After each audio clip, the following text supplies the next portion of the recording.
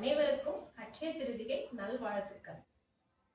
நெற்றியெல்லாம் நீர் இருக்க, கையில் ஒரு வேல் இருக்க, தண்ணீர் கூலம் இருக்க, வள்ளி தெய்வ யானையோடு தோகை மயில் மீதேறியே நடமாடும் முருகாரகரோகரா. ஆறு படையாண்டவனே குருநாதா குமராரகரோகரா. பிரணவ போருளுரைத்து குருவாய் ஊரு எடுத்து அசுரர் குலம் கெடுத்து கொண்ட சேவல் கொடி பிடித்து